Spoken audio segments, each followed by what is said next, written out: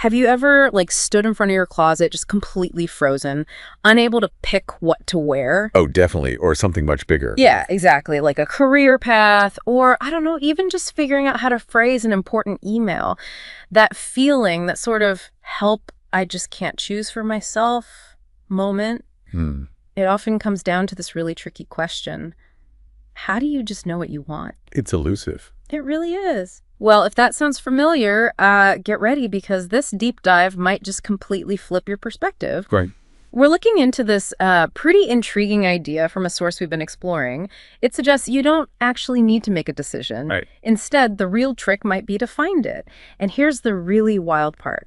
This finding process, it can sometimes take years. Years. It sounds so counterintuitive. Totally. But it could, radically change how you approach choices. Yeah, absolutely. Because for so many of us, making decisions feels like this high-stakes, super stressful thing. Right. And this deep dive, it really pushes back against that. It sort of guides us beyond the usual pressure cooker and into some really fascinating insights about our own natural tendencies when we're faced with options. Okay. We're going to try and unpack what we usually just label as indecision and hopefully offer a fresher, maybe less anxious way to handle all those crossroads in life. Okay, so if the goal is finding, not making decisions, where do we usually go wrong?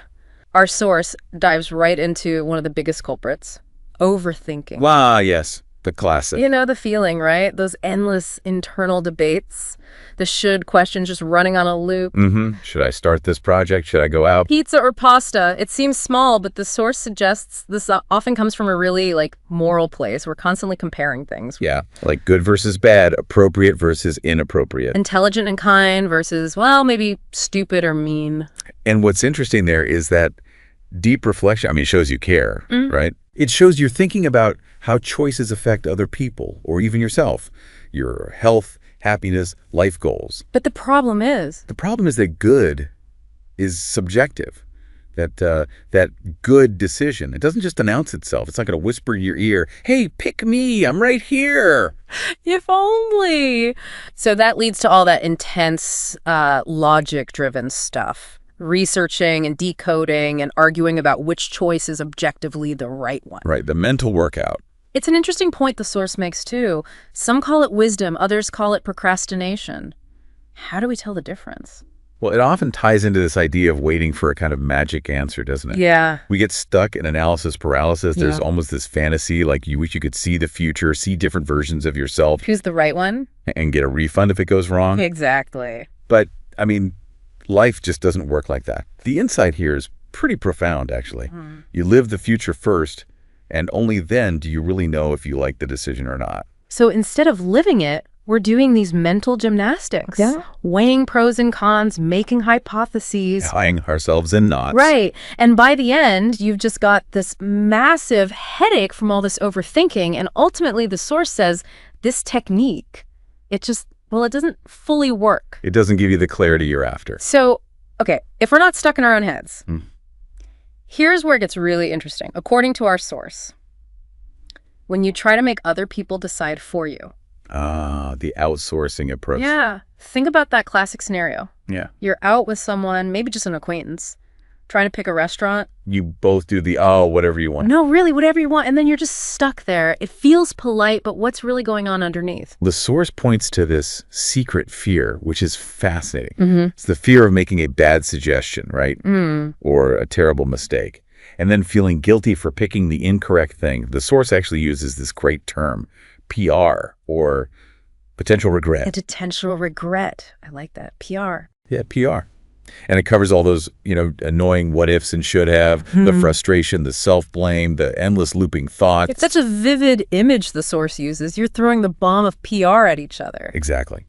Because choosing in that context, it feels like making a statement, like admitting what you actually prefer. And if you're a people pleaser, that's the last thing you want. You want to avoid any kind of clash, any disagreement.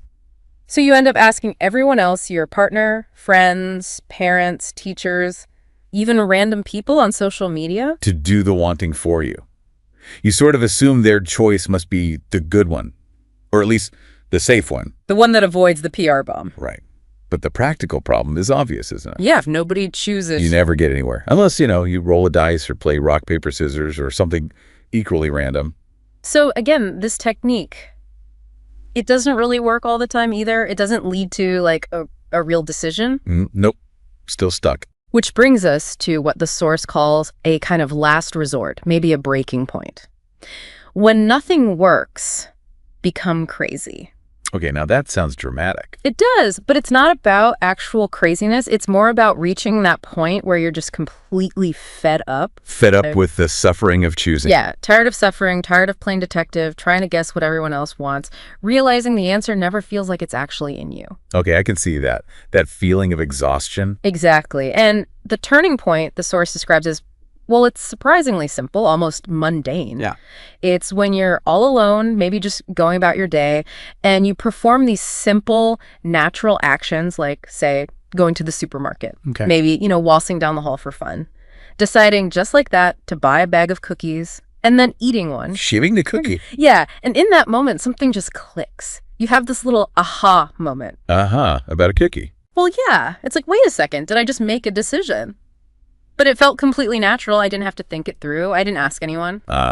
Okay, I see where this is going. You didn't consciously choose in that agonized way. Right. You just acted. You just did it. Exactly. And that is the core insight here. You didn't plan it, you just lived it. That's what the source calls the art of not making a decision. So, decisions can emerge naturally from just living instead of being forced through all that mental effort or asking everyone else. That's the idea. The true path to finding decisions, according to this, isn't in the intellectual struggle or outsourcing. It's more in this organic, present moment awareness, letting things unfold. Letting your actions guide you almost. Kind of, yeah. Letting your natural inclinations lead the way, rather than waiting for some grand plan or perfect answer before you even move. Okay, so just to quickly recap then, we looked at those two common ways that often don't work. Getting stuck in overthinking. The analysis Right? paralysis. And the pitfall of letting others decide, that whole PR bomb thing. Right, both lead to frustration. Yeah. But this third way, this sort of art of allowing decisions to happen naturally, Yeah. just by living and engaging with the moment, it offers a completely different path, a less stressful one, maybe. Definitely sounds less stressful. So thinking about this, what does it all mean for you listening right now? Maybe take a moment to reflect. Think about times you've sort of stumbled into a decision. Or when a choice just felt easy, Yeah. effortless even. Yeah. What was different about those times compared to the ones that felt so agonizing? Was there less pressure, maybe? It leaves us with a really interesting final thought, doesn't it? It does. What if all the emphasis we put on making the right choice, getting it perfect, what if that intense pressure is actually the very thing that stops us from seeing the choices that are already sort of bubbling up inside us? Like we're blocking them by trying too hard. Exactly. What if letting go of that need to actively choose in that forced way is actually the key, the ultimate act of finding clarity, something to mull over perhaps next time you're facing a choice?